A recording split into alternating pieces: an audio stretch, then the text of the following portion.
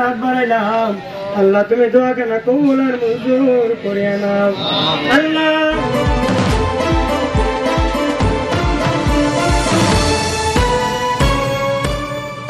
আপনারা দেখছেন নবীনগর নিউজ। ব্রাহ্মণবাড়িয়ার নবীনগর উপজেলার আহমদপুরে বৈষম্য বিরোধী ছাত্র আন্দোলনে সকল শহীদদের আত্মার মাগফিরাত কামনায় মিলাদ ও দোয়া মাহফিল অনুষ্ঠিত হয়েছে। মঙ্গলবার সন্ধ্যায় আহমদপুর গ্রামের সাধারণ শিক্ষার্থীবৃন্দ ও সর্বস্তরের জনগণের আয়োজনে এই মিলাদ ও দোয়া মাহফিল অনুষ্ঠিত হয়। এই সময় লাউর ফতেহপুর ইউনিয়ন বিএনপির অর্থ বিষয়ক সম্পাদক বাহারুল রবিন্স এর সভাপতিত্বে ও যুবদল নেতা আব্দুল মোমেনের সঞ্চালনায় বক্তব্য রাখেন লাউর ফতেহপুর ইউনিয়ন বিএনপির সভাপতি এম.এ. কাহার।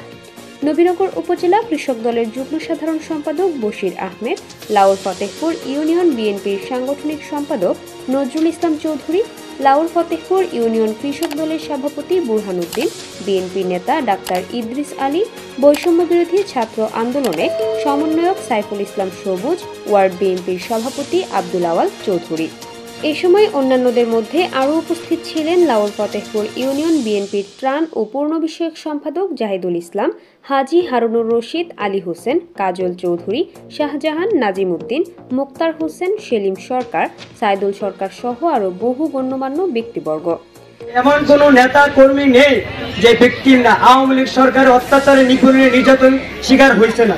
তো সামনে ইনশাআল্লাহ আপনাদের ভোটের অধিকার ফিরিয়ে আনার জন্য আমার নেত্রী দেশনেত্রী বেগম খালেদা জিয়া, যিনি আজকে ৭৬ বছর বয়সে দীর্ঘদিন যাবৎ কারাভোগ করছেন একমাত্র ভোটের অধিকার ফিরিয়ে আনার জন্য। তো সেই ভোটের অধিকার ইনশাআল্লাহ বাংলাদেশের মাটিতে হবে। পাশাপাশি বাংলাদেশে যে গণতন্ত্র হত্যা করা হয়েছিল সেই গণতন্ত্রকে পুনরুদ্ধার করার জন্য আমার নেতৃত্বে আপনারা সবাই দোয়া করবেন। এই ১৬ বছর যাবৎ আন্দোলন করেছি, কিন্তু আমরা সফল হতে পারি নাই। আমাদেরও অনেক ভাই বেড়াদর বন্ধু মনে করেন জীবনের মায়া ত্যাগ করে সামনে বুলেটবিদ্ধ হয়েছে, কিন্তু আমরা সফল হতে পারি নাই।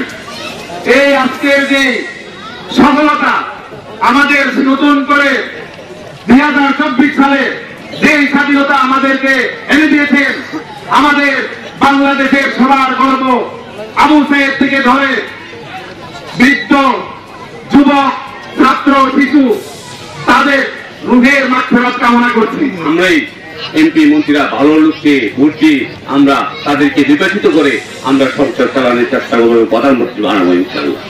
টাকা সঠিক করবো আমরা জোর জোর করে আওয়ামী লীগের মতো অত্যাচার করে অবিচার করে আমরা ইয়া করবো।